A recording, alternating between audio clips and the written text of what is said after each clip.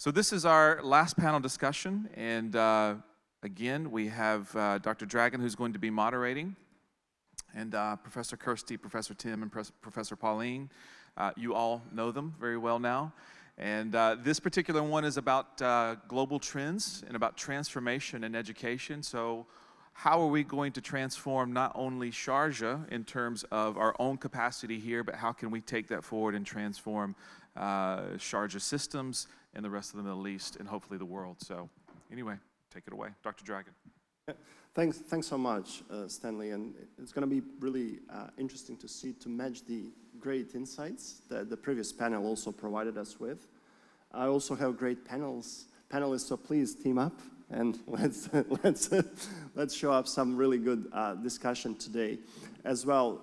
We will be discussing more kind of the ways how we can transform the education landscape.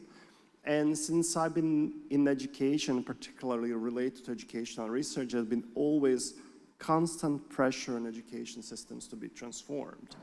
And there are generally multiple factors why is that happening. There are certain, often very intrinsic reasons why education needs to be transformed. There are basically certain factors that are driven by socioeconomic issues and then reasons that schools need to be improved. There are often lots of other factors that are trying to hack the existing education systems, not necessarily to be the most honest ways to do the education improvement.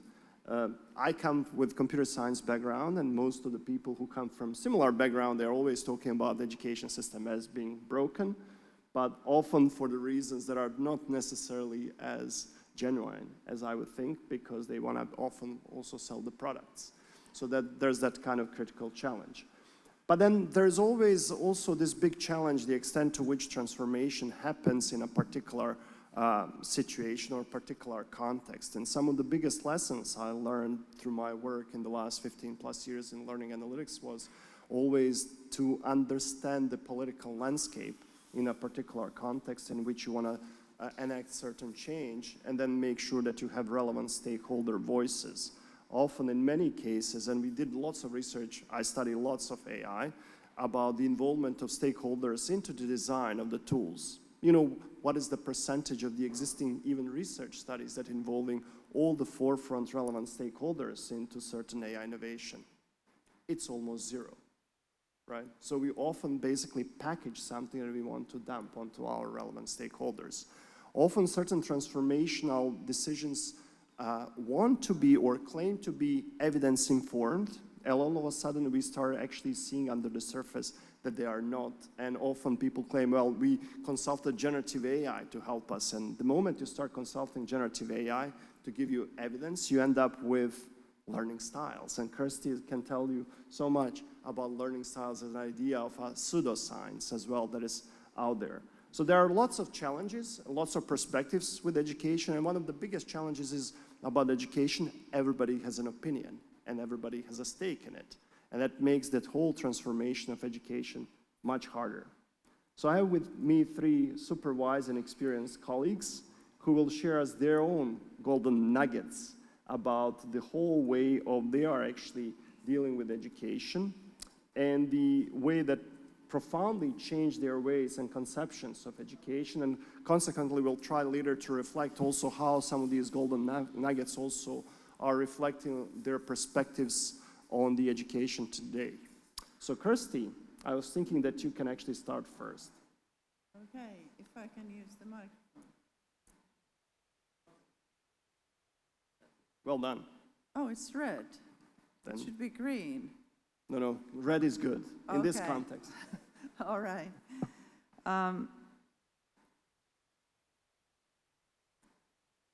Maybe one very important golden nugget that I learned like when I started doing my master thesis. And it's interesting because now we've been reading the learning diaries, analyzing learning diaries of the first cohort of our postgraduate diploma in education students. It appears that the same idea has been the most kind of memorable of all, and it has to do with remembering. what memory is and how we remember. And the stories, when I was doing my master's I was a memory researcher, and I was doing my master thesis on how people learn from text, how our high school students would respond in our national matriculation exam, and analyzing their answers. And then my professor, who was supervising me, said that, Kirsti, do you know that the most effective way of comprehending a text is to write? And then I didn't quite understand what he meant. And it's obviously because I would say 90% of people think that you need to first take in a lot of knowledge and then you can write. But very few people think writing as a learning tool, that it's a powerful tool for learning. And I've been discussing why it's so detrimental to outsource writing to chat boxes. It's because you kind of cause yourself a dementia, total brain dead, if you are never struggling with creating text. Because when you're writing, then you see what you know and what you don't know and what you should learn and what do these things actually mean that are on the text. This idea is not very new, but it hasn't very much informed our school system. In Cambridge, a professor named Bartlett wrote a book, Remembering 1932, and already there he was convincingly showing the constructive nature of human memory. Like when you are listening to me, you are not taking in what I say and storing it into your memory, but you're constantly questioning, what is she saying and what is she going to say next, and having hypotheses.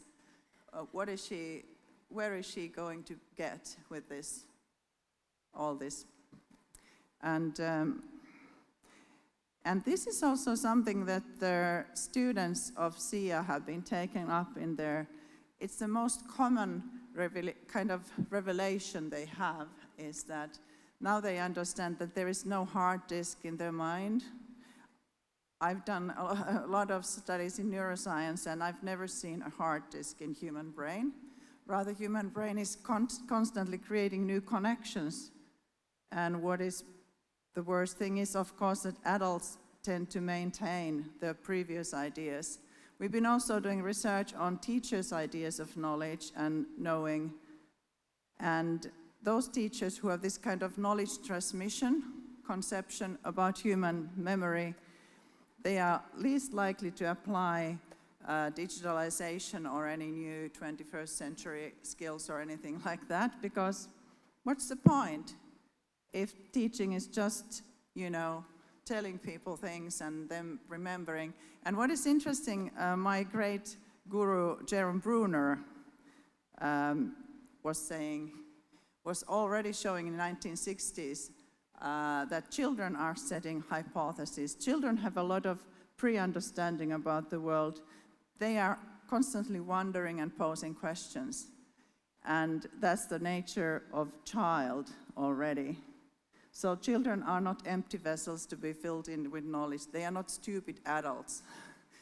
You can even hear their synapses kind of growing in their brain when they are like little researchers. They are constantly open to the world and trying to find answers. And they stop asking after they've been in school for 1 year. So I hope that let's keep their minds open, and let's rethink about how we understand remembering, memory, and the role of artificial intelligence. Thanks so much, Kirsti. I had these keynote slides for more than 2 years now, saying writing is one of the most important learning tools, and what happens we don't understand when we deprive the learners from that important tool. So completely on board with that, and lots of other problematic things that are happening that we really, I think, have to take very responsibly, how we are preparing the learners for this age in which AI is trying to take away our fundamental function and the identity. Tim, over to you and your golden nugget. I have a very different golden nugget. I actually was invited to the state of Nevada recently to give a talk by the governor, and they put me in a hotel that was called the Golden Nugget, which is, and this is giving me flashbacks, and there was nothing golden about that nugget. This is a golden nugget about action research, to use language that Dr. Muhadita and I were talking about yesterday, or continuous improvement at broad scale in the U.S. that I think is salient for the work here. And several years ago, a research group that I was responsible for, which had an incredible amount of evidence data on all young people in Chicago, we tracked how many of the students finished a 4-year college degree by the time they were 25. And we found that of 9th graders, first years in high school, 6% of Chicago students finished a 4-year college degree by the time they were 25. If you were African American or Latino, it was a boy, it was 2%, so 1 in 50.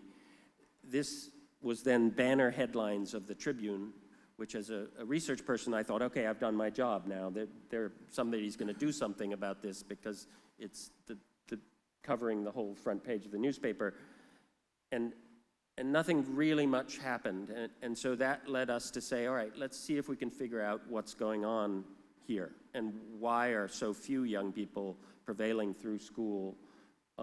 And this is about 500,000 students or so in Chicago city schools at the time. The one really important thing we found out was that 9th graders were how you did in 9th grade, literally whether you passed your core academic classes, was a better predictor of whether you finished high school than your family's income, a student's race, and their prior academic achievement combined. So 9th grade, it turned out, was this incredibly important time in which you could intervene and move the needle in real ways for in terms of school completion and college going rates. So we did a logical thing, or I thought was logical. I went to talk to the mayor and we talked to the head of the school system, and we put on the accountability system attention to the extent to which schools were on what we called on track, whether the 9th grade students were actually on track to graduate. And over 2 or 3 years, nothing happened. There was no movement, even though there was this sort of heavy hand of American-style accountability on a data point that we knew mattered a lot. Then we flipped our strategy, and we said, all right, let's give individual teachers data about their students, who's on track, who's at risk of being off track, and who's off track. And over the last, at the time, only about half of Chicago public school students graduated from high school, finished a high school diploma. And that was represented in the 9th grade on track rates. So there were about 50% or so of students were on track in 9th grade. So we gave teachers the data on their students every 6 weeks. We didn't tell them what to do with it. All we asked them to do was to get together with other 9th grade teachers and look at the data of the students they were serving and propose to each other interventions or supports that would move the needle, and work on that. And then we gave them more data 6 weeks after that. And it took a while, but over a decade, the high school completion rates in Chicago have gone up for almost 500,000 kids, have gone up from 50% to now 87%. So that's a story, in my view, about evidence in the right hands, at the right evidence in the right hands, at the right time. It's not a story about implement this intervention with fidelity. It's about really giving agency to the people most proximate to young people, but informed by really good data. which we know is predictive. The college-going rates, you'll be glad to know, now have also gone from what were 6% on aggregate to about 23%. Not great, but it's a slow business we're in, as we all know. So that's my nugget. So much, Tim. It was really, really interesting story. Pauline. So thanks everyone, and when Stan gave us these questions to think about and reflect upon, I thought, because I think this year is my 42nd year in education, there was a lot to reflect upon around golden So you nuggets. started at age 2 to be in education. Yeah, that's right. Thank you. Yeah, that's good. Flattery always works. Yeah. But thinking about golden nuggets, I didn't immediately think of chicken, because being in an Australian context and having the gold rush out there, golden nuggets to me is where you just you can stumble upon them, or you can dig a little bit in the ground and then something really beautiful emerges from that. So I just wanted to say that I'm not thinking about chicken in this at all. But I just thought I'd just map a little bit, just like Gare did a little bit about my trajectory in education and thinking back on that reflection to why I'm choosing the nugget that I am. So I was born in the north of England. My mother was a primary school teacher. She taught what would be considered to be a prep class now, or a kindy class. It was called reception then. And I'm thinking about going back to those days when I accompanied her to school and she did all of that. There wasn't a child who ever came out of her class who couldn't read. And in that community, there was a whole community of staff who were completely committed to the education of every child in their class, because it was that kind of community. It was a poor community, and education was the only social way out of that community. And I thought, well, they knew all about collective efficacy a long time before we documented collective efficacy.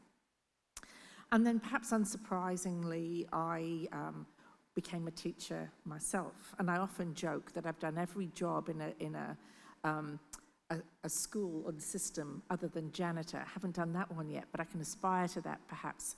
And I think that's a really important thing, to remember that journey that you go through, and really understanding what it means to be a teacher, what it means to be a school leader, what it means to work in a system. So I think that's kind of shaped my thought. In the year 2000, or actually 2006, I had a change of career by going into academia. So I had 10 years then leading a teacher education department at James Cook University, and after 10 years I then came to ACER. And all those changes in my life were driven by I want to have impact. I wanted my work to have impact, and seeing, do you have impact in the classroom, or do you have impact in working on statewide capability building programs, or do you get the pre-service teachers? So that's what has been the driver. And it was only really when I got to ACER and the wonderful work of our newly retired of 26 years as CEO of the Australian Council for Education Research that I realised that, this conceptualisation, that really what we need to be focusing on in all of our work is for every child to be learning successfully, and for every child to be well prepared for learning, work and life. So those are the kind of two tenets that have really crystallised for me the kind of work and the kind of passion brought together what is often quite a difficult trajectory as a teacher or a school leader or a system leader, to say that's what really we need to be focusing on. So Ger, when you were talking about learning, we do need, it's the learner and learning that needs to be driving everything that we're doing.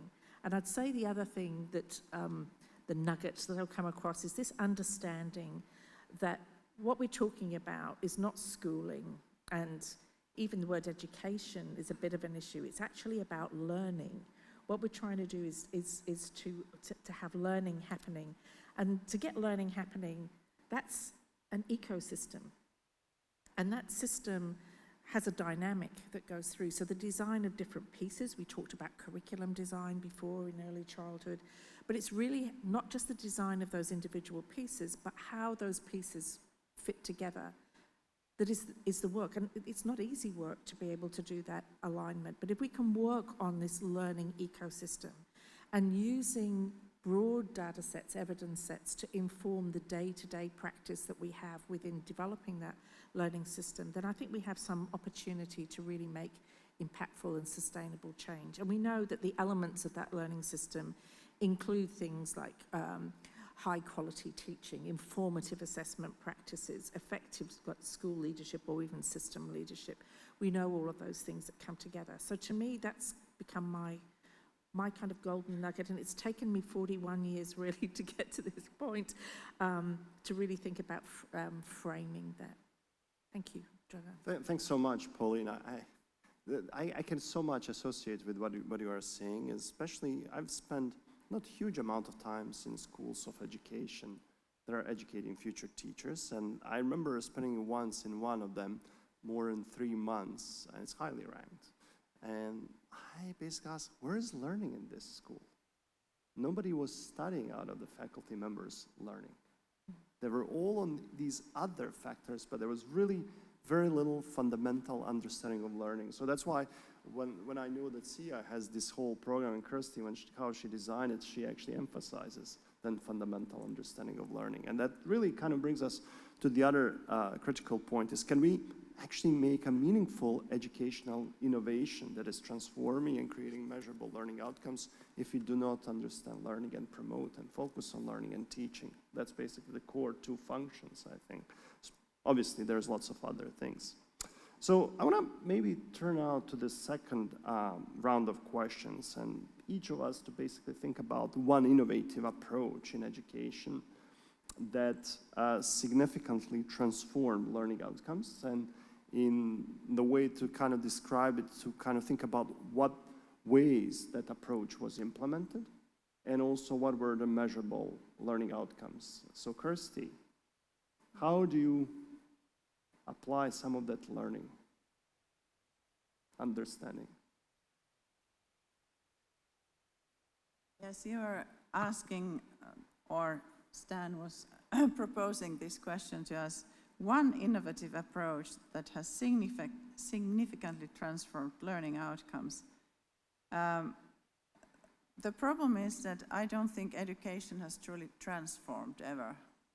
The institutional routines, practices, exams, all this, especially in universities, they've been prevailing for the last 400 years, but not very much changed. But then within these systems, a lot has happened. The revolution we had in Finland exactly 50 years ago was to move teacher education to universities and start the same comprehensive school for everybody, grades 1 to 9.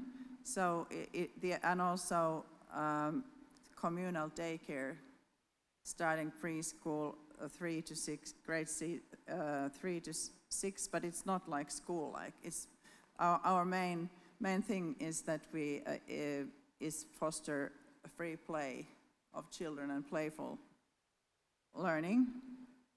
So equity was kind of the key, and that's why I'm so happy about this idea of fostering home languages and starting equal opportunities for everybody to learn at least their own language. And maybe that's it. But then on the other hand, if I come back to this, my golden nugget, chicken nugget, is the conception of learning. It has gradually changed within the system, so that teachers increasingly understand the nature of human learning, and then it took me a long time before I realized, I saw that my cognitive things that I was looking at, they explained only very limited amount of learning, and that's why, for instance, in our diploma program and master program, there is a lot about social and emotional learning, motivation, emotion, engagement. PISA results have been declined globally, but first what happened already like more than 10 years ago, started school engagement declining systematically during secondary school, especially among boys. And in Finland, we looked at this study, especially among boys and especially among those who wanted to use technology in learning but didn't have the chance. And the problem is the gap. I've been researching for 15 years about this. Society is changing like this, and the school is changing like this. So the gap is increasing, what happens inside and outside school, and the main problem is the school is losing its relevance. So we need to make school relevant again. Let's make school relevant again. Thanks. That's an interesting, provocative idea. I'm sure there will be some pushback as well among the people in the room, but I love that. Yeah. Tim, you already kind of shared one innovative approach as part of the nugget. So do you want to further drill down into that idea, or you want to talk about? No, I'll turn left. Yeah, Do something okay. else. Are you pinky? Whenever anybody says make something better again, I have You're dramatic stress. Visceral reaction. I stop paying attention. So we have learned a lot about learning over the last 100 years, and we've learned from neuroscientists and learning scientists, cognitive psychologists, social psychologists, and yet we have a system, a school architecture that really hasn't, to your point, hasn't caught up, doesn't reflect all we've learned about learning. We know we learn from solving real problems. We know we learn through experience. We know we learn from peers. We know we learn in internships, in apprenticeships, settings, whatever age we may be. We know we learn at highly variable rates depending on the individual and the subject of study. So we know all this, and we've learned this from very, very clever people. And yet we've got an architecture for schooling that hasn't really responded to what we've learned about what knowledge is and how it's acquired. And that's the predicament, I think. Mm-hmm. And so I was in a school just a couple of weeks ago in Utah. And this kid, Lincoln, came bounding up to me and said, with a smile on his face, "I used to hate school." And I was like, what happened? What's changed? And he said, "Now I get to build and fly and crash drones." And I said, "For that," he said, "I just do it once a week for a day, but this is my school now. And the rest of the classes now seem somehow relevant to me." And he was building a business plan for a drone that he built with a friend with an infrared camera that could fly over houses and see where the air conditioning or the heat was leaking. They were going to go and then talk to the people in those houses and offer to renovate their houses so they would be more efficient. So I give that example, I think, to capture something you were alluding to, that our schools have to become more experiential places, both in the schoolhouse, and we need to make the boundaries between school and community much, much more porous if we're going to make experiential learning, which isn't a new idea. I mean, there was a guy called John Dewey, Maria Montessori. There've been some people who've been thinking about this for a century. But if we're going to make it sort of mainstream rather than margin, which it currently is, then we have to really think hard about the architecture of schooling. We have to stop conflating time and learning. High school students go to school in little 9-period boxes often, or 8 or 7, whatever might be the norm, but we've conflated time and learning when we know all these things about learning, including about the power of experience. And I think in Sharjah there's an appetite to say experiential learning should be one of the hallmarks of our schooling, and that to me is incredibly important and encouraging. No, thanks so much, Tim. No, I agree that kind of that experiential and authentic learning environments as well are quite essential, but probably going back to some of the points also that in previous panel mentioned, that requires even better teachers to provide really great environments for the children in which they can actually have this type of experience. Often we find that many think that these type of environments are just easy way to get by, but they actually require far more design, far more careful thinking, far more upfront investment to make them far more effective also learning experiences. If I might just connect, I completely agree. And in terms of SIA's work then, if we know that's the kind of experience that young people need, then what should that suggest about the training for teachers, aspiring teachers, or incumbent teachers? I think there's the teacher alone, and we've learned lots from the medical residencies about the preparation of teachers, but the teacher needs those kinds of experiences as well. They need an experience with a Lincoln or a class of Lincolns building drones if we're going to expect them to transform learning in those ways. So. Yeah, perfect. Thanks so much. Pauline. I just want to echo what Tim has said there, particularly around learning, that we do know a lot about learning, and a critical thing is uncoupling the time learning nexus, and that's been one of the big challenges that we see in education systems globally. It seems completely beyond education systems to do that uncoupling and see learning as a progression, that where different people progress at different stages across different areas of learning, and I think that's really tricky, but it's something that you can establish right from the outset in your learning system, is to see a view of learning that is actually learning across a lifespan, that, you know, with the right conditions, everyone can learn successfully, and stop having architectures that actually stop that from happening. So I really strongly agree with that, Tim, from our work. But I just wanted to share that from our work internationally, what we can see, we work in countries that are vastly different from this one.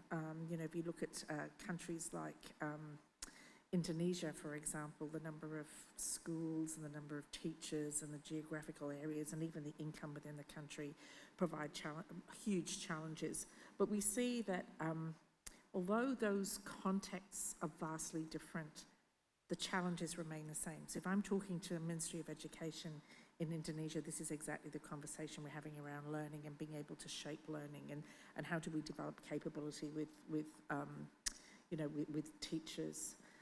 And teachers need the right tools to be able to do that learning. It's just not their own capabilities, but the enabling conditions within a curriculum that's flexible enough, and assessment that is meaningful, etc. So I guess when you're talking about innovation, I think the role of educational leaders, whether it's at a system level really at a system level, is to mobilize everyone within that system around a common vision and values, to stick to that as the guiding principles about what you would have. And that would really, that's a very important role for system leaders to do, with the learner at the center all the way down to the classroom or wherever the learning is happening. I think the second thing is this relationship between improvement and accountability, which is one of the conversations we often have, say, about inspection and all that kind of thing within this context. What do we know from the evidence? We know from the evidence very strongly, and we've seen this reflected in what SPEAR's been able to achieve, is that if you focus on a continually improving system, and the system providing enabling conditions to the teachers and everyone in there, the accountability takes care of itself. The outcomes take care of themselves, and that's been demonstrated here. And we see that replicated again and again, but the converse is not true. If you focus on accountability, the improvement doesn't happen, or the continuing improvement doesn't happen, because it's the wrong drivers. There's a lot of the wrong levers that we're using. So I'd say in terms of innovation, you know, really for everyone in a system to be thinking about mobilizing people around that common vision. So fortunate here, vision of His Highness, you know, that concept, that focus on the learner. And the other great opportunity is the link between the regulator and the academy, and now higher education, making that link across. This is a moment. I always think it's, you know, there are some moments, and I feel as if this is a moment. Thanks, Dragan. Thanks so much, Pauline. And that is also a nice segue as well for our next series of questions that we had, that are a bit more personalized, and where we want to explore also some opportunities for incorporating certain approaches to teacher training that SIA can potentially implement. We have Kirsty, who wrote about phenomenal education as part of her book some time ago. And given how phenomenal Kirsty is as well, we wanted to ask her to talk a bit about phenomenon and interdisciplinary approaches to be integrated into the teacher training program to enhance their experiences, and what are potential challenges and solutions that can be done to actually enact that change. Kirsty, over to you. Yes. Phenomenon-based learning is some kind of specific method that we think that starts not from the logic of like biology, mathematics, science, languages, arts, sports, music, but it starts from phenomenon. Interesting question. I was thinking like this safari, how does it relate to our work here? The experience? Well, it could be just entertainment, going to safari. That's experiential learning, but it's still not yet very cognitive, just, oh, there is a lion. But then understanding that this phenomenon of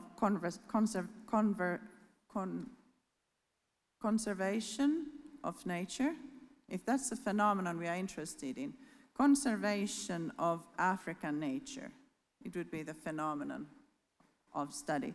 And then we would see antelopes that are extinct outside zoos, and then they are there, and they reproduce, and they can be taken back to Africa. And in the meanwhile, helping Africa to have safe environment for those animals.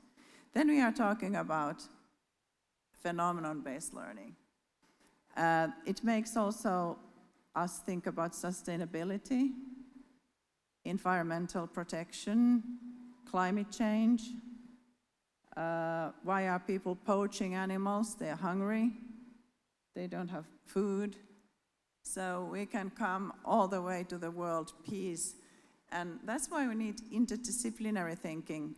On the top, I'm not dismissing the importance of understanding deeply science problems, and we can have phenomena where you kind of put science in our science education is very high level in Finland, and they put highly relevant science education questions, like phenomena within science. But then on the top of that, we need to come out from the silos of these subject matters and understand that most of the problems we are dealing with in the modern world are very complex, interdisciplinary. Not any domain, no psychologist, an engineer, biologist can solve them alone. You need actually, our board is very phenomenon-based. We have people from economy and artificial intelligence and, you name it, linguistics, language learning, and cognitive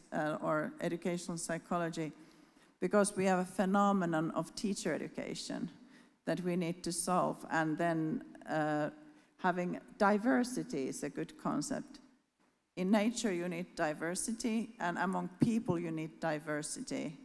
Because if you only have one kind of people solving complex problems, then you are in trouble. If everybody thinks in the same way and understands the world in the same way, then we cannot tackle. Actually, there is research, that's how Nobel Prizes have been won, is that you have, like DNA, it was 4 different fields that were looking at this helix thing. It's called Crick and Watson DNA, but there was one lady involved. She was a radiologist, but she died of radiation before they could receive any prizes. Okay, I stop here, but I get excited about this topic. All right, so thanks so much for your phenomenal answer as well. And I'm gonna go over to Tim, and you already touched on experiential learning, Tim, and its importance. How do we actually integrate it into teacher training programs to enhance educators' effectiveness as part of the process? And I'm sure there are many barriers as well as potential promising approaches that can be done.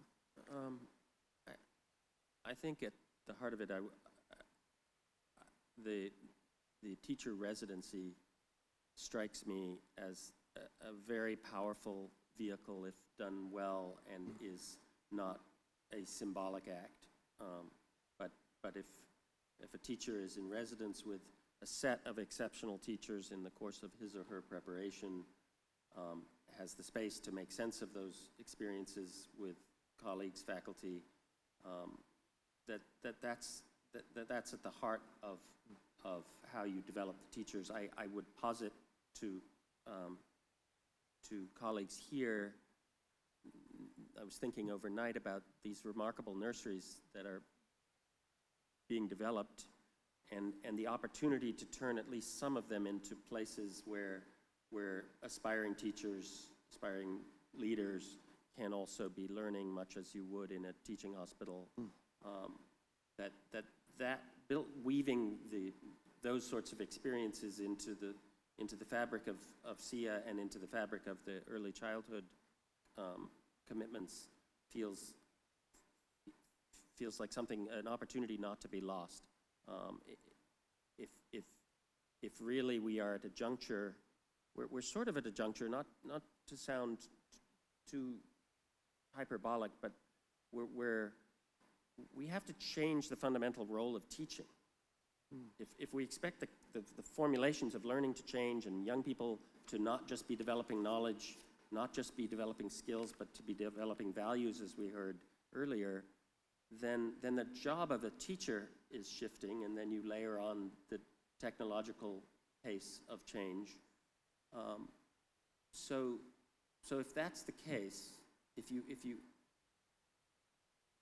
in the US we have incredible teacher shortages, and then suddenly they evaporate. And this has been going on for my whole career, where everybody says, oh, there's a terrible cliff coming, and then the cliff never really shows up. And the reason is because there's enough humans to be in classrooms, but there's not enough extraordinary humans to be in classrooms. And I think part of the problem is the basic architecture of what we say is a teacher's job, which is having the same responsibility, same fundamental responsibilities on the first day of the job as they do in their last day of their 35th year.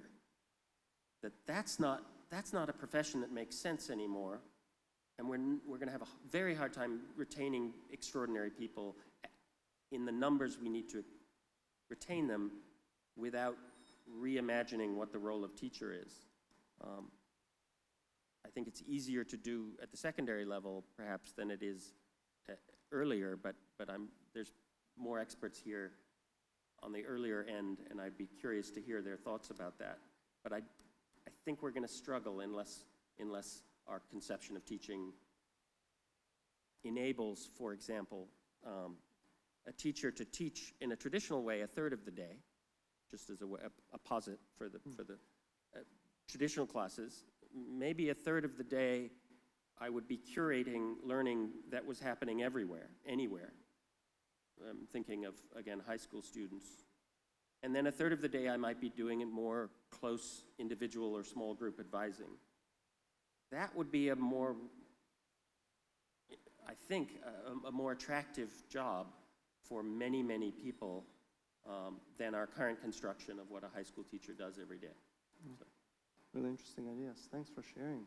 Pauline, you always are talking about system thinking, and there's always the idea that systems need to be changed, but it's difficult to change them. And you have this interesting idea about the importance of the alignment and cohesion of the systems and different stakeholders and the extent to that can be done to enact some change. So can you reflect and share some of your thoughts on that?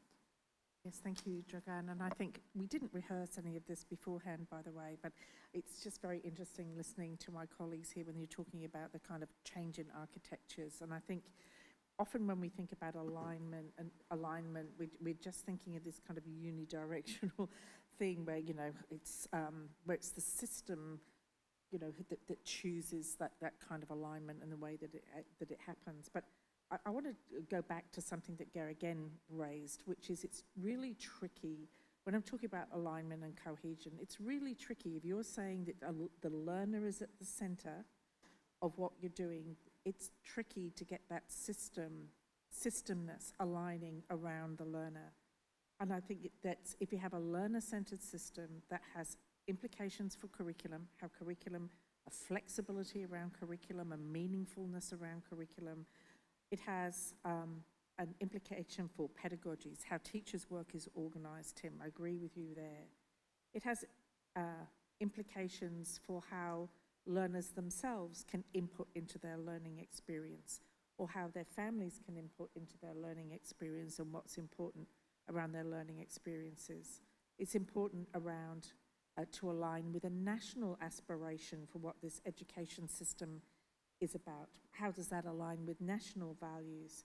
And I was very heartened yesterday around the declaration around the language for the nurseries, because there is a critical issue here around language of instruction, building a child's first language, which is really related to very fundamental cultural values that you want to promote and maintain while participating in a modern world.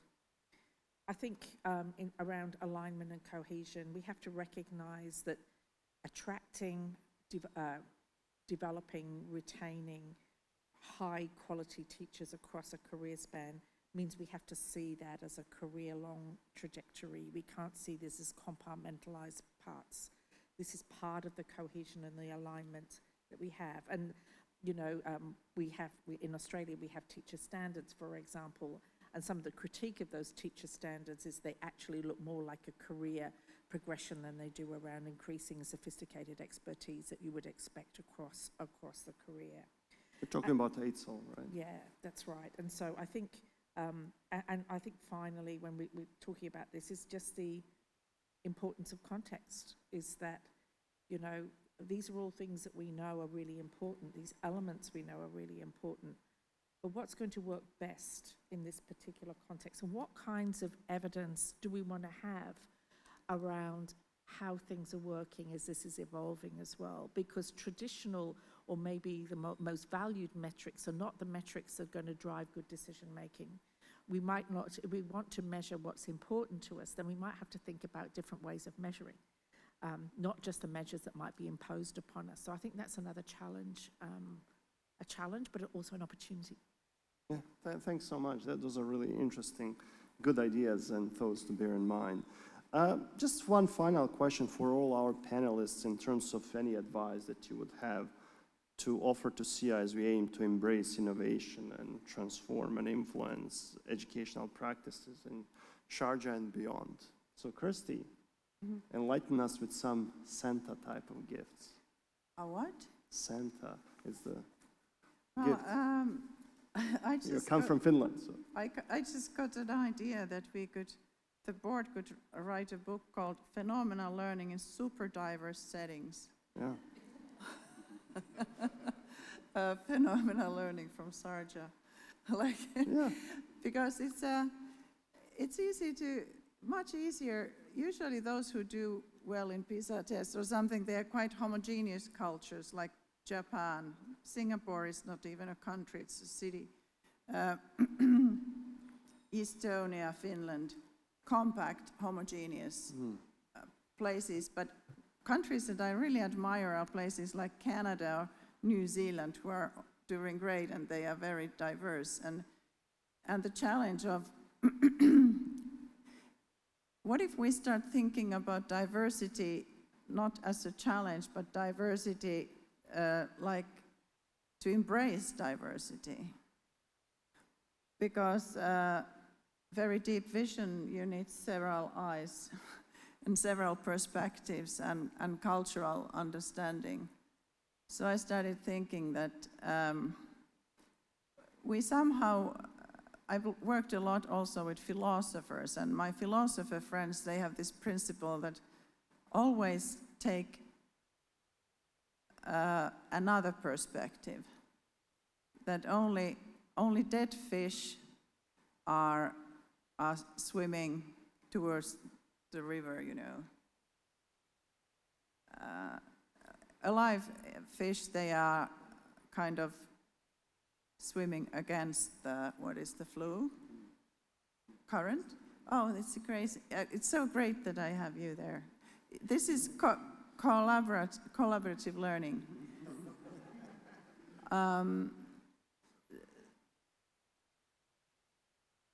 Yes, I thought it was a brilliant idea, but it's coming back. Of course, my mother also thinks that I had brilliant ideas. Me and my mother think that.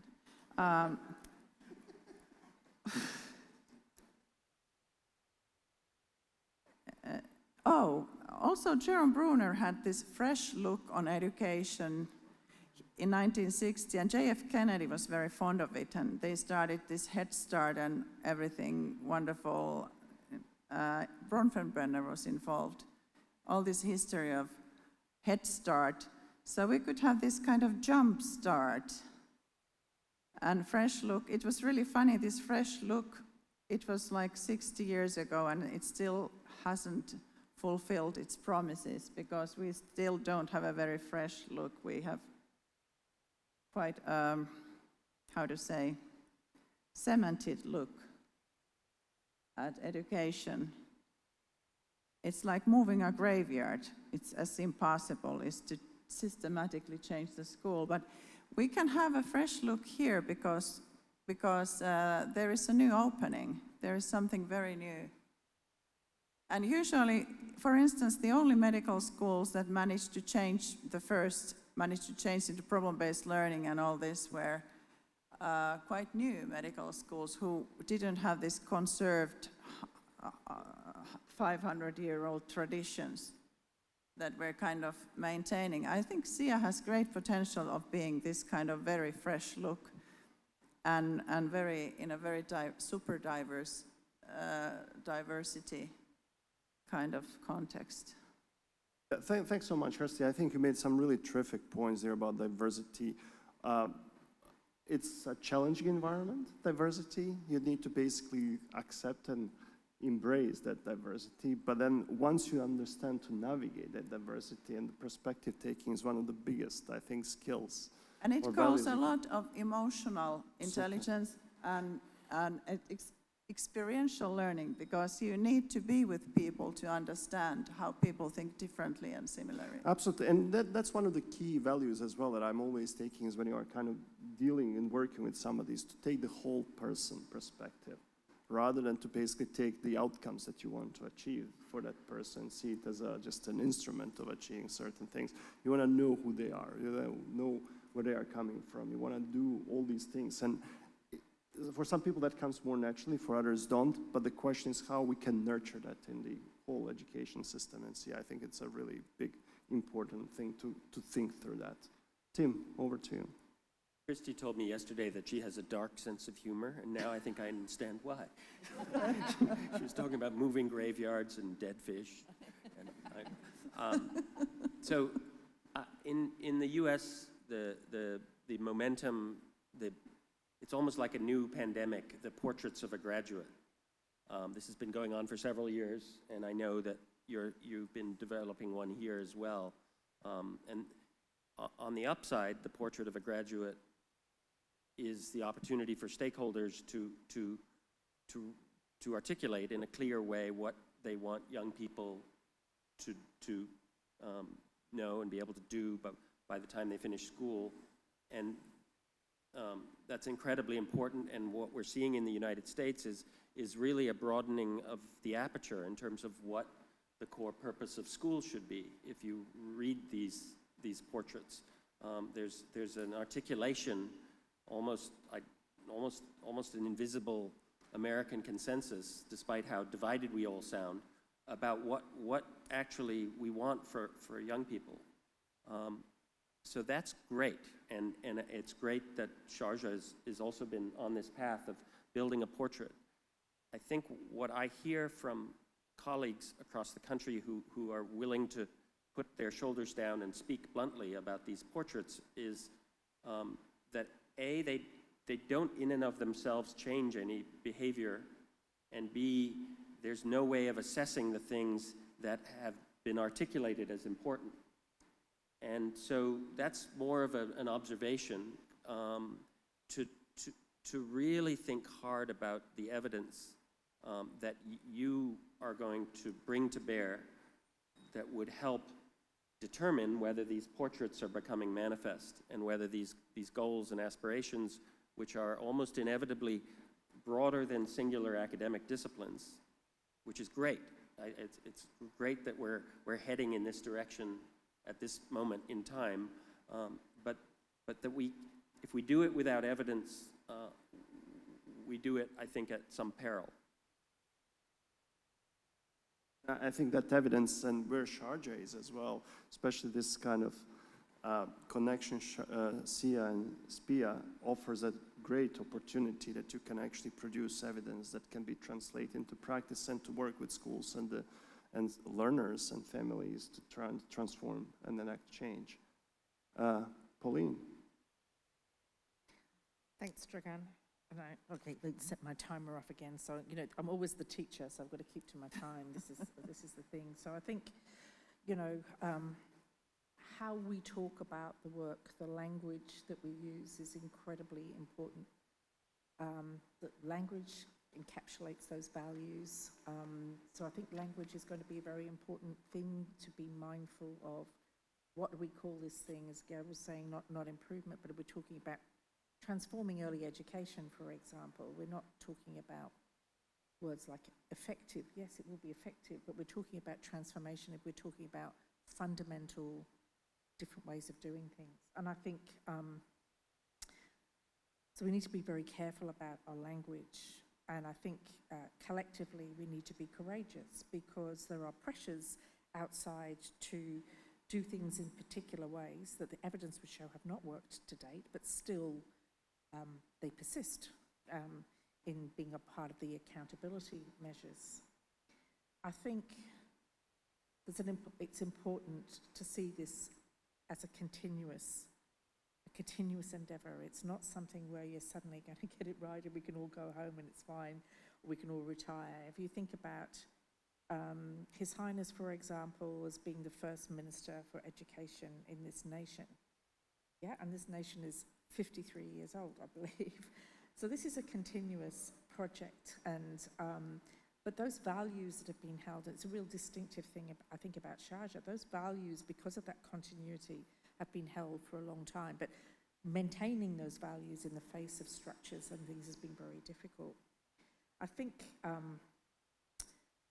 the opportunity here, you know, seeing that longitudinal learning now from early childhood through a schooling system, whatever that schooling system looks like, and higher education, is a real opportunity. And the opportunity between, you know, you've got SPEAR as the regulator, but it also from the outset was also a support to improvement. It was never just a regulator, which is quite unusual. With SIA, as with all its mandates, and now the higher education accreditation, such a great opportunity to see this as not just in Sharjah, as seeing that longitudinally, which it doesn't occur anywhere else in this nation, not even at a federal level. There isn't that kind of idea about that continuity, but also the opportunity to have that kind of driving common vision all the way across. So I think there are some, again, I see it as a moment. I just want to leave you with something which is back to do with the language.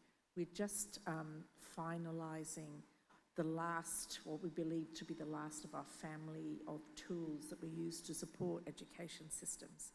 And the tool is actually around teaching.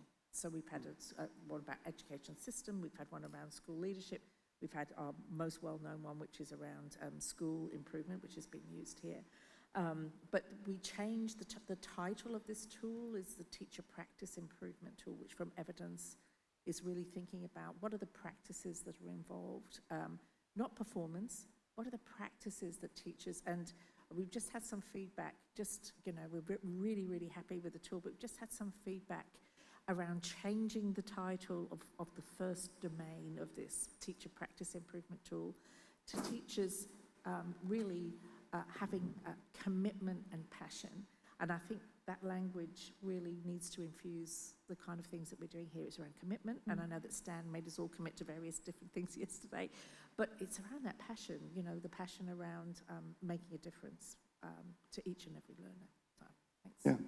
Thanks so much, Paulina. I think it was a really fascinating discussion. I think some of the key themes that I would highlight is basically the importance of that understanding that we have about human learning that is already pretty robust. There's strong evidence, yet the challenge of translating that evidence into the practice and how we can actually have that systemic change, the importance of the experiential learning, and then that kind of alignment between teachers and students. One of the things that I want to emphasize, maybe as a part of also sharing from my side as well, transformative, my chicken nugget, right, for the end of the day is, I grew up in an environment which was troubled with wars, with international sanctions, and throughout the 1990s with the break of Yugoslavia and everything, I was basically always saying, I'm lucky that I'm going through the education system. I'm very lucky that I can just focus on, I don't have to basically be part of any other thing, so I can actually be isolated in that sphere. And the system I was educated in was pretty solid in terms of the scientific education, in terms of many other things. But the most transformative moment for me happened in 2005, September. I'm cursed with memory. So, and that was basically when I was already in Canada postdoc. And it was the moment when I realized that my ideas are something that I can implement, that I should not be afraid of these ideas, that the system itself in which I was actually growing up was telling me, well, you can do all these things, but it's okay, that's not done here, you cannot be doing it. And I think there are many children in many schools, especially in low socioeconomic regions and parts, come with very underprivileged backgrounds. They come with that type of mentality. The question is how the school can actually help them to believe that they can be agents of transformation. And that's basically for both the teachers and students. And that's, to me, I even now get very happy with that revelation. That basically is probably the most happiest moment of my life that happened to me ever. And I hope that we can also pass on that happy moment to other people to actually embrace it. So I suppose, Stan, we have some moments for maybe 2 or 3 questions before we go for lunch. We have some moments. All right, good. Let's use those moments. Ahmed, and then Gur, and then Jojo. Should I start? Ahmed, Okay, that's yes. fine. So Ahmed here from SPIA, Strategy and Excellence Office. And I just echo what Dr. Christie mentioned about how agile, young organization we are, and we have a lot of opportunities. However, from the other side, we are dealing with a lot of rigid systems, and we still have 10 different curricula, 204 nationalities. So on the back of our mind, we have a lot of changes to be done within the community, which I think this is the biggest challenge in general we are facing, is how to change. And I'm a big believer that we are not missing any tools. We have a lot of tools available around us, but I think the only critical success factor is how to utilize those resources to change people around us, including parents, teachers, systems, and take it to whatever level you need. So my question to you is, and definitely to all of you, is what kind of tactics or tricks or suggestions, ideas you can share with us in order to penetrate the market with the changes in a smart and proper way that can be really efficient steps. And definitely this can be applied for the skills and the move from the normal traditional curriculum to skills. It can be also applied for the inspection. It can be applied to everywhere, how to shift the actions into different ways and to change in a proper trajectory. Who's gonna take this easy Can I question? say something about the master program here? Okay. The Master of Teacher Leadership, the idea of building the program so that it calls for creative collaboration. And already the in-service teachers who participate, they have various backgrounds, and they learn to collaboratively create something that's part of the thing. Trying to make them also to work like a research group. And then this experiential learning, when we trained medical teachers into problem-based tutors, they had the experience of discovery, that they had experienced how wonderful it is to discover or have some kind of insights. And we think that this experience for teachers is that they have this joy of learning and discovery during their own course. Then they will want to share that and promote the children's and students and other people's new perspectives and discoveries. And also this idea of action-based or design-based learning, which means that then they can go to schools and put in practice those things and to see how they can be implemented in their daily work. I was thinking that this kind of there was one professor in Sweden who was doing research on Henry Montgomery. He was doing research on perspective taking. And he was working also in Middle East, in Palestine, and he was thinking that perspective taking is one of the key factors to build world peace, so that people can understand and taking each other's perspectives. It's very painful sometimes, and we tend to dismiss everything that is different from me. And having kind of learning that kind of idea that we can take different perspectives and trying to understand each other, even if we don't always accept certain things. And I hope that the philosophy how we built the master program would help in this kind of transformation, like what Pauline and Tim were talking about. And this kind of revelation that people who come from challenging environments to move to Emirates, they also feel that they have chances for, through, for instance, early childhood education, which is decisive for their future of their children. Right. I start talking about world peace already. This is at risk of stating something that is probably self-evident. I learned recently that the average teacher in the United States uses approximately 115 technology apps in the course of their work. Mm-hmm. And so I think my takeaway from that is practice the art of subtraction. Yeah. We are exuberant about adding things and new things and initiatives, and I know this especially in relatively young institutions, but when you think about what teachers are being asked to do, that I think a primary role is for us to say and be very explicit about what is coming off the table as we try to make space for new things. And I mean, like I said before, that this is a continuous thing, that every system, because it's an ecosystem, needs to work on this in a continuous way. And I'd be saying, I know the challenges there of all the different curricula and what you have, but really about this has got to be, because you're in this for the long haul, you have a core set of values already. You need to mobilize people around those core sets of values and be very transparent around what you're doing. But think about this as incremental.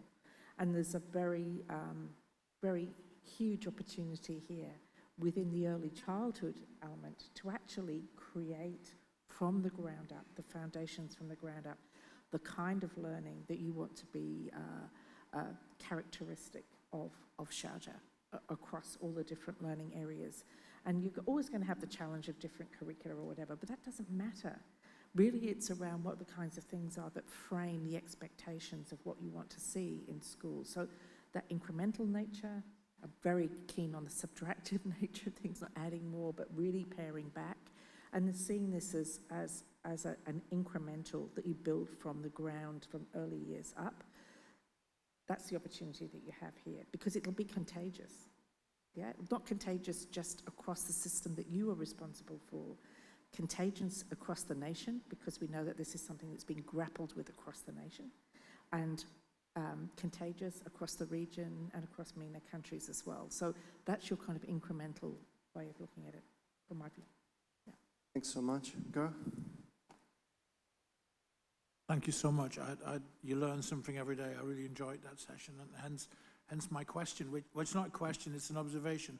and I would very much welcome your brief thoughts on this. And so I got shouted at a couple of weeks ago at a conference, and the reason I got shouted is because I told, in a longer version, this story. It's about reality checks for gaps for children and teachers, and perhaps about courage and trust and liberation also. So 12 months ago, my daughter goes to school. She's on the bus. She's on her mobile phone. She's on the phone to her mates in Spain in Spanish. She's just finishing off the homework she should have done last night. She's also on Instagram and all those kind of things. She gets off the bus. She walks into school. She has to hand in her phone. The time machine takes her back to 1999. 3 o'clock in the afternoon, she gets her phone back, and the world is her oyster again. That's my daughter, the reality gap. My reality gap is I was a language teacher. I am a language teacher. I was interviewed last week by my student of 40 years ago, and he asked me what I would do differently. And I said my lesson would now start with the following question, in German, of course. My lesson would start with a question: have you all got your mobile phones with you? Are they charged up? We're going on WhatsApp groups to Germany now. And at that point, I got shouted at. So courage and teacher liberation and trust. That's the reality gap also, isn't it? And when we plan in the future, we need to, I think, bear that in mind. And I don't know that there's an answer to this, but I would be very interested in your reaction to that dilemma, I suppose. Anybody wants to react to this? Pauline, you're the brave one. I won't shout at you. It's okay. Yeah, I won't shout at that. But I think, I mean, you know, the whole thing about handing in mobile phones is around another key challenge, which is young people's mental health and well-being around being constantly connected and what that means. So I think what we need to think about courageously and judiciously and looking at the evidence that we have. I mean, imagine having evidence-based approaches to what we do around the evidence is to say, well, what are these things in the modern world that will actually enable better learning? I think if we concentrate on learning, we ask the students themselves around, or learners themselves about, and look at the kind of engagement that we have. I think that's got to be our moral compass. I think, you know, as educators, we've got to have a clear moral compass about where we're going. We do have expertise to be able to bring to this task. And I think, yeah, we do need to be courageous for this to be contagious, to say, well, this is a different way of doing it. You know, and the world doesn't end. The world doesn't end if you do this action or this action, because in this context, with these enabling conditions around it, it's actually made life better for students or for learning. So I think that's, and I'm not saying that's easy, it's very difficult to do, but I know it's continuous to do, and we have to really be always vigilant about the kinds of things we're doing and monitoring and evaluating as we go. Just like we have to do as a teacher in a classroom around student learning, we're constantly making in the moment decisions, and almost as a system we have to make in the moment decisions around a plan. It's not that we're not going to plan, it's just that those in the moment decisions have got to be, you know, evidence informed and judicious. That's what I'd say. We've been actually doing systematic research on how young people in Finland use, or actually Helsinki is the case, how they use mobile phones and for what. And there are different purposes and different ways of using. There is part of young people who only use it for social hanging out purposes, but then we've been looking at part of this, and then there are those who are mainly gamers, and they are not using mobile games, but they are more console gamers. And they actually have, we're doing neuroscience, brain research, their concentration capacity is amazing. So they are able to focus really well. Those who use phones for interest-driven and information-driven learning purposes, they're both school engagement, academic achievement is better. And there is a direct link with that. And there are also developmental stages, because we're following those who were born 2000, we followed them for now 24 years. So we've been looking at how they cope with secondary and to high school and further. Our latest study was about social media well-being and sleep, one doctoral dissertation with distinction. And there is no evidence that social media causes mental problems. Systematic literature reviews, meta-analysis showing. But what I want to say is our latest research topic is now we've developed an instrument to measure problems in smartphone regulation, the use of smartphone. And that's the most important civil kind of 21st century skills, is to regulate your smartphone use. So you can put it aside and you can use it in meaningful purposes. And I strongly think, based on our research, that telling students to put them away during the school day is not increasing equity, because where are you supposed to learn how to regulate your mobile phone or smartphone use and use it for meaningful purposes? At home, for instance, it's parents who very often use mobile devices or smartphones or pads as babysitters. If the young child is difficult, they just hand, and little children don't need those devices. They need parents to touch them and talk with them and be in interaction with them. And gradually they should learn during primary school to use them for learning in constructive ways, because at the age of 13, approximately, the self-regulation skills dramatically drop. You've maybe noticed they cannot clean their rooms anymore.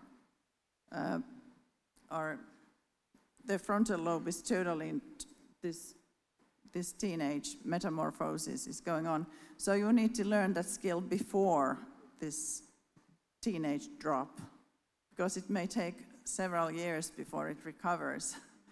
So we have this developmental psychology perspective on this, that you really need to learn how to regulate these devices. You shouldn't have asked this because I answered too long, but you can notice that I've been researching around this area a long time. Yeah, no.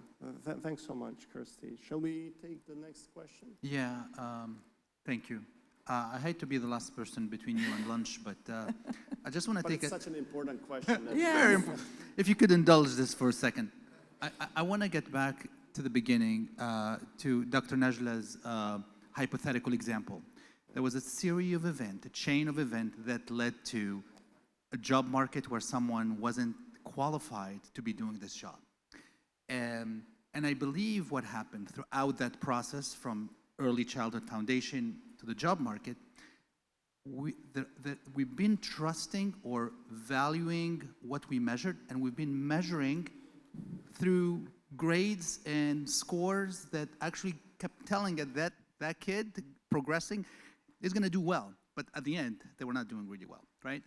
How do you go about changing what we measure in ways that is embraced by the entirety of the ecosystem, but not just operating in primary school or secondary school or tertiary or post-secondary? That's the one question. And I want to also highlight that, at least here in Sharjah, under SPIA's purview, we've been managing the K-12 space. The nursery got added to something that we manage, and also we're moving towards higher education as well. So in a way that we got things covered from pre-K to K-16. How do you think about bringing about change that is meaningful, where we start measuring what we value in ways that will produce scenarios that are successful and not like the scenario that Dr. Najla presented earlier? You have to start by building tools that actually capture what you're interested in measuring. And that's for us at Carnegie. We're partnered with ETS, a big assessment company, to ask, can we actually capture information, not in a traditional multiple choice test, but in a much broader array of assessments, real time, that can assess learning, whether it happens in school or anywhere. but against a set of skills, for lack of a better term. Things like communication, persistence, collaboration, digital literacy, civic engagement, creativity, curiosity. Can we build skills progressions, firstly? That's sort of step one. So build a common taxonomy of the things we care about.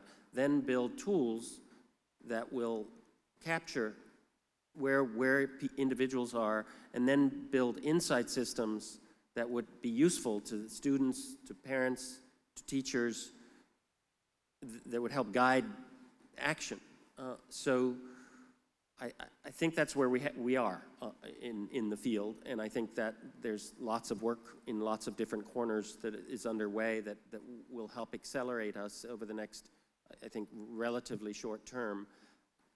One other thing I would add, that we also need to think about how do we make those skills legible to the post-secondary sector, tertiary education, and to employers. And so what are the tools in crudest way? It's a transcript, right? For people applying to college, you want a transcript that says more than here's your attendance, here's your GPA, and maybe a few test scores. So that's another body of work that we're working on, because I think without that, it's going to be hard to press the higher education sector to pay attention. Yeah, Kirsten, do you want to chime in? One of our research topic is study engagement also, and we've been doing research on college students. And it's really interesting that study engagement is closely correlated in different domains. It's closely correlated to academic success. So engaged students, they would spend the most hours in studying and they would get the best results. And when we looked at how these youngsters who just came out to study, how they would recover from COVID. We are now recovering of this post-COVID trauma where we hate all technology. Our teachers do. They were so in trouble with all these Zooms and everything at schools. But we looked at grit and resilience and all kinds of factors. But it was interesting that those who recovered, engagement went down and then bounced back, or those who were engaged all the time, the variable that differentiated them from the others was curiosity. So if you remain a curious mind, and that's why we need to feed curiosity, and I think it's very important to measure these kind of what used to be called soft things, but it's very decisive. Einstein said that I'm not talented, I'm just profoundly curious. And this kind of attitude towards knowledge, instead of this kind of, that's actually predicts success very well. So we need to look at more than cognitive variables. Yeah, thanks so much. Thanks so much for the panelists. Thanks so much for the questions. Stan, by this, I'm handing it over to the panel is over. All right, thank you. So we were joking beforehand, saying that the second panel had big shoes to fill, and there was a little bit of concern, but no, you guys handled it perfectly. It was brilliant. So thank you, thank you. I know we want to go, but is it possible for me to share my golden nugget for 3 minutes? Because it relates to, I wasn't going to do this, by the way. This was not planned. I just, as I'm sitting back there, I'm listening to the discussion. It's key in terms of how we take things forward from based off everything that's happened over day 1 and day 2 in the retreat. So my golden nugget back in my early career, I've been halfway in the business world, and half my career has been in the education world. When I was in the business world, one of my roles was to really identify individuals who could move into management roles, into early supervisory roles, and how they could get promoted up kind of the corporate ladder. So I had that role, so I'd have to identify. One of the things that kept coming up as I'm doing this is what is the difference between a strength and a weakness? Because you're looking at the weaknesses of the individuals and the strengths of the individuals, and how do you make decisions, and how do you build their capacity for them to be ready? And what I learned was, my golden nugget was, the difference between a strength and a weakness is your focus. So inherent within every single weakness is embedded a strength, and with every single strength, there's embedded a weakness to it.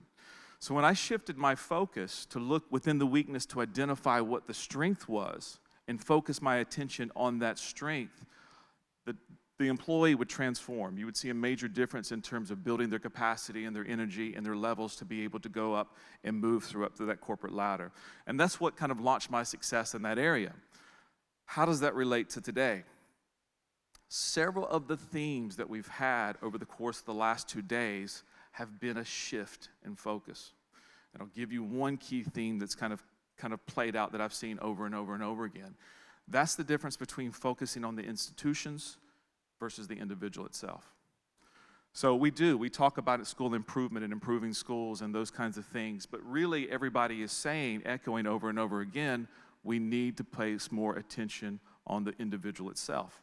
And then as we also talk about teachers and their roles and what they have, the implication, thank you, yeah, I just looked at you and it got it. The implication for that is profound in terms of what we need to do to actually look at that process for the teachers themselves. So this is something, Ms. Najla, you had a brilliant idea earlier. You wanted to say, kind of sum up what has been happening here. I'm going to be doing that for the next day or two, is pulling all of these things together, looking for those synthesis points, and then I'm going to broadcast it to everybody, and we're going to continue the conversation and look how we can take this and utilize this within SIA to propel us forward. So that shift in focus is really, really critical. And I know, Professor Guerra, you and I were talking about that a little bit yesterday, or day one as well. So really critical for us.